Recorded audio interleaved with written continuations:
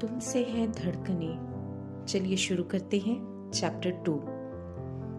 कुछ देर बाद स्कूल से काफी दूर मुंबई के रोड के कोने पर रुद्रांश ने बाइक रोकी। धड़कन उसकी बाइक से उतरते हुए बोली, अब हम चले जाएंगे यहाँ से, आप जाइए। रुद्रांश बोला, जान, 3 महीने हो गए हैं तुम्हें मेरी जिंदगी में आए हुए।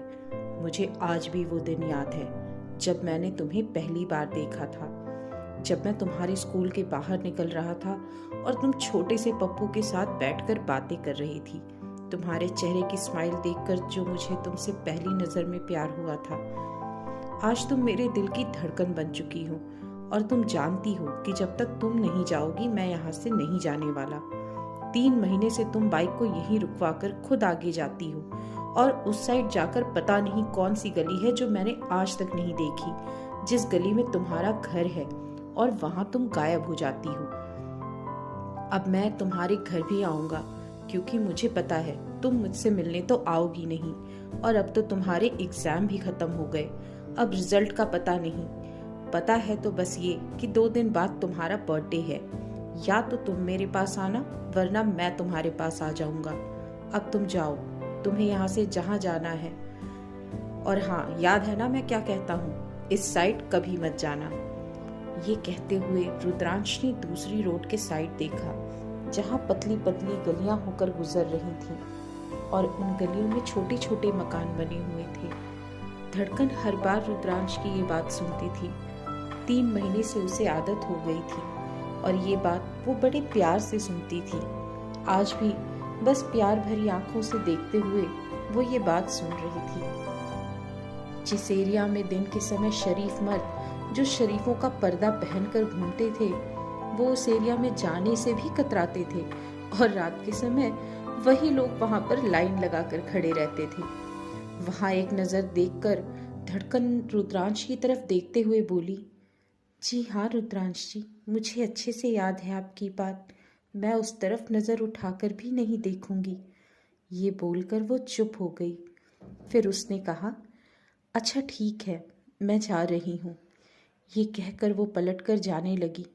तभी रुद्रांश ने उसका हाथ पकड़ लिया। उसके हाथ पकड़ने से धड़कन के चलते हुए कदम रुक गए। उसने नाजुक तरीके से पीछे पलटकर देखा। उसके चेहरे पर बस उसकी यूनिफॉर्म का दुपट्टा अभी भी बंधा हुआ था। दिख रही थी तो कुछ, बस उसकी सिर्फ आंखें। क्या हुआ रुद्रांश जी, कुछ कहना है? ये कहते हुए वो उसकी आंखों में देख रही थी। रुद्रांश भी उसकी आंखों में देखते हुए बोला, धड़कन, तुम मिलोगी ना? पता नहीं क्यों दिल नहीं कर रहा तुम्हें ऐसे जाते हुए देखने का। आदत पड़ गई है 3 महीने में तुम्हारी, रोज तुम्हें स्कूल से यहाँ पर ड्रॉप करने की। तुम्हारा लास्ट एग्जाम था, खत्म हो गया। अब तो तुम स्कूल भी नहीं आओगी, सिर्फ फोन पर बात होगी हमारी। मैं कैसे रहूँगा? तुम्हारे लिए ही तो मैं 3 घंटे का सफर करके यहाँ आता हूँ।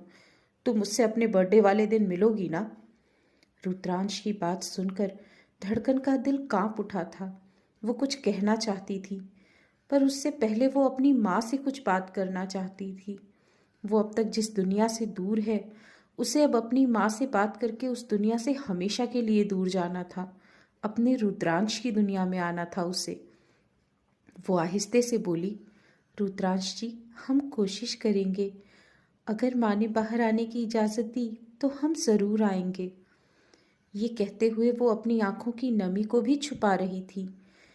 ये सुनकर रुद्रांश भी अब प्यार से उसके दुपट्टे से बंधे चेहरे पर अपना हाथ रखते हुए बोला, कोई नहीं, कोशिश करना, ज़्यादा जिद मत करना, डांट नहीं पड़नी चाहिए तुम्हें। अगर आंटी ने तुम्हें डांटा तो मुझे भी अच्छा नहीं लगेगा। वैसे भी कुछ दिनों बाद तो मैं तुम्हें अपनी दुनिया में लेकर आ जाऊंगा। जब तुम आओगी तभी मैं यहाँ से जाऊंगा। ये कहते हुए उसने जल्दी से यहाँ से जाने का इशारा किया। उसका दिल बेचैन था। वहीं धड़कन की भी धड़कन जैसे थमने के लिए आतुर थी। वो आगे कदम बढ़ाते हुए कुछ कुछ मिनट की दूरी पर पीछे पलट कर देख रही थी। ऐसा लग रहा था जैसे वो शायद आज आखिरी बार जी भर के देखना चाहती हो। वहीं रुद्रांश की भी नजरें उस पर ही बनी हुई थीं। धड़कन जहाँ जिस गली से जा रही थी वहां पर जाकर थम गई। वो एक बार फिर से पीछे पलटकर रुद्रांश के चेहरे को गौर से देखने लगी। ना चाहते हुए भी उसकी आंखों में जो नमी थी जिसे वो कब से छुपा रही थी, वो बरसने के लिए तैयार हो गई। उसने जल्दी से अपना चेहरा फेर लिया ताकि रुद्रांश ना देख ले। वो उस गली के अंदर चली गई। उस गली में जाते हुए रुद्रांश, जो अभी तक उसको देख रहा था, उसने अपने दिल पर हाथ रखते हुए कहा, आज मेरा दिल मेरी धड़कन को दूर जाते हुए देखकर बेचैन क्यों हो रहा है? ऐ दिल संभल जा, वो धड़कन तेरी है, उसमें तू ही धड़कता है। उसे तो मैं बहुत जल्द अपनी दुनिया में लाकर रहूंगा। कुछ दिन, बस कुछ दिन हमारा मिलना नहीं होगा, लेकिन फोन पर तो बात करूंगा, वीडियो कॉल भी करूंगा। अच्छा चलते हैं, मेरी धड़कन तो गई अपने घर। ये कहते हुए उसने फिर से दूसरी साइड गली की तरफ देखा जहां पर रात की दुनिया थी, और उन गलियों में से निकलते हुए एक बदनाम गली आया करती थी जिस गली का नाम था कोठी की दुनिया। उस जगह को देखते हुए रुद्र के चेहरे पर अजीब से भाव थे। उसने अपनी बाइक स्टार्ट की और वहां से निकल गया। वहीं उसके जाने के कुछ मिनट बाद धड़कन, जो गलियों में चली गई थी, उस गली से वापस निकल कर आई। उसकी आंखों में आंसू थे और उसकी आंखें लाल हो चुकी थी। वो रोड क्रॉस करते हुए उस जगह की ओर अपने कदम बढ़ा रही थी जहां उसकी असली दुनिया का रास्ता जाता था। धड़कन उस ओर बढ़ते हुए खुद से बोली, आज हम माँ से बात करके रहेंगे। हमें वहां नहीं जाना जहां रंजन गई। हमें अपने हमें अपने रुद्रांश जी के पास जाना है। हमें उस दुनिया में नहीं जाना। ये कहते हुए उसने दुनिया में अपना कदम रखा और उस गली के कोने में जो एक छोटा सा घर बना हुआ था, भागते हुए उस घर के अंदर चली गई। वो आते ही एकदम से बोली, माँ, क्या वो लोग रंजन को ले गए? ये कहते हुए उसकी आवाज़ गले में ही अटक गई और वो हैरानी से अपने सामने का नज़ारा देखने लगी, और वो किसी मूर्ति की तरह अपनी जगह पर जम गई। धड़कन जैसे ही घर के अंदर आई, उसने अपने चेहरे पर से दुपट्टा हटाया और अपनी माँ को आवाज़ लगाकर बुलाया। तभी उसकी आवाज़ उसके गले में ही रुक गई। उसके आगे के शब्द उसके गले में ही अटक गए और वो अपनी आंसू भरी आंखों से एकटक सामने की तरफ देखने लगी। वहां की जमीन पर चटाई बिछी हुई थी जिसके ऊपर उसकी फ्रेंड रंजन बैठी हुई थी। वो अपने पैरों को पकड़कर रोई जा रही थी और उसकी माँ उसके पैर पर हल्दी का लेप लगा रही थी। वहां पर एक औरत खड़ी थी जिसकी उम्र 45 वर्ष रही होगी। वो रंजना की माँ थी जो गुस्से से अपनी बेटी को देख रही थी। रंजन के पैर पर एक गहरा घाव था जैसे किसी ने जलाया हो। धड़कन की माँ लेप लगा रही थी, जिनकी उम्र भी 45 साल की ही रही होगी। ये सब देखकर धड़कन का दिल धक सा रह गया। उसका बैग, जो उसने एक साइड कंधे पर संभाला हुआ था, वो छूटकर नीचे गिर गया।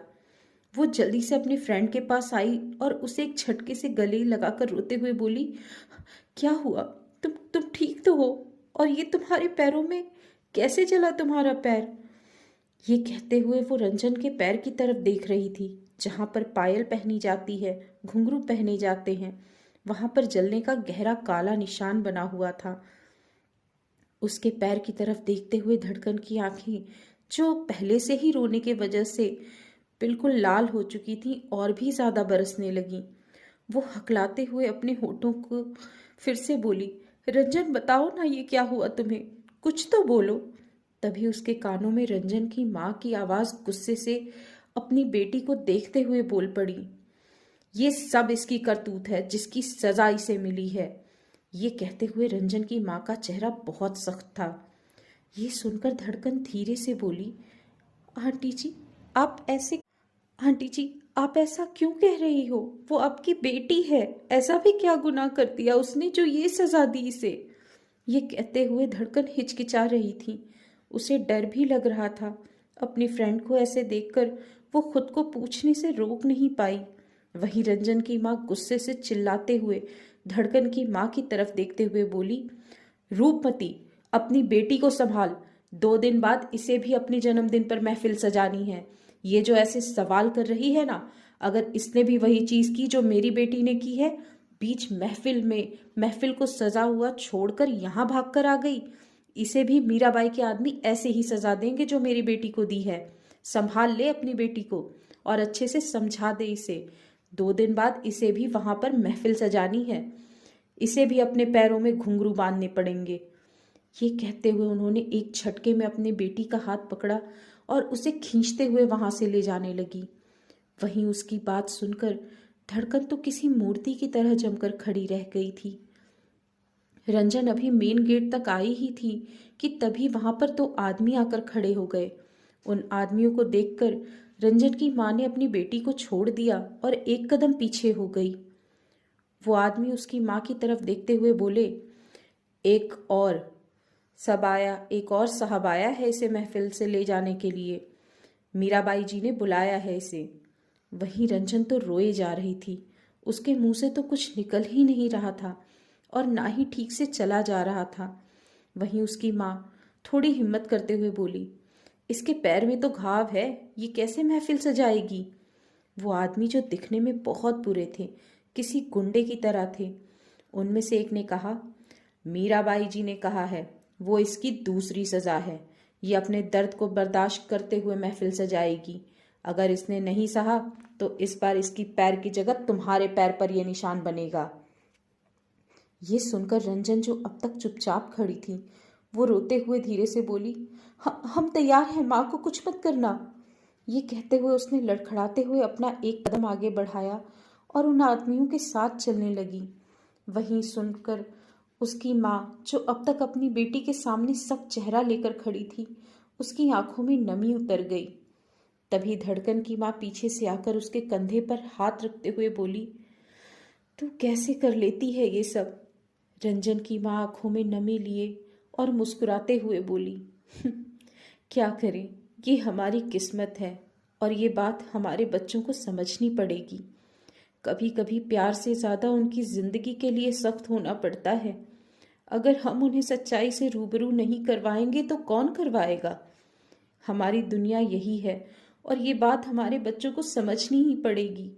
कई सालों से ये कोठा चल रहा है और हमारे लोगों के कहने से ही मीराबाई ने हमारे बच्चों को पढ़ने की इजाज़त दी, वो भी सिर्फ तब तक जब तक ये बच्चियां 18 साल की नहीं हो जाती। उसके बाद उनकी ज़िंदगी इस कोठे के नाम होती है और कुछ साल तक कोठी पर महफिल सजाने के लिए फिर इन गलियों के नाम हो जाती है। और हकीकत ये है कि ये हमारे बच्चों को अपनाना ही होगा।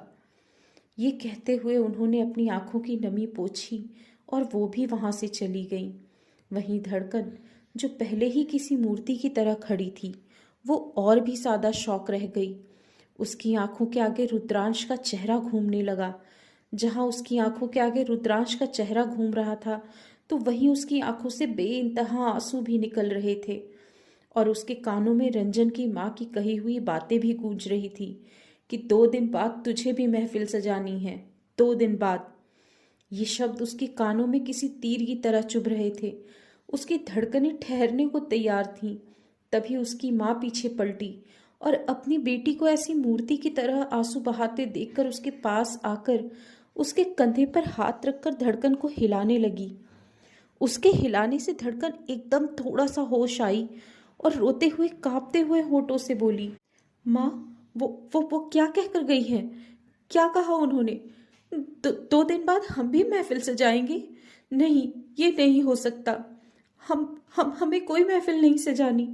आपने हमसे कहा था आप हमें हमारे एग्जाम खत्म होते ही यहाँ से दूर ले जाएंगी। हमें कोई महफिल नहीं सजानी। हमें नहीं रहना यहाँ पर। हम अभी यहाँ से चलते हैं। चलो माँ, हमें नहीं रहना। वो इतनी बुरी तरीके से हकलाते हुए ये सब बोल रही थी। उसकी आंखों से बेइंतहा आंसू निकल रहे थे। उसकी आंखों के आगे ये सब कहते हुए सिर्फ और सिर्फ रुद्रांश का चेहरा घूम रहा था, जिससे वो बेइंतहा प्यार करती थी और रुद्रांश उससे भी ज्यादा बेइंतहा प्यार करता था।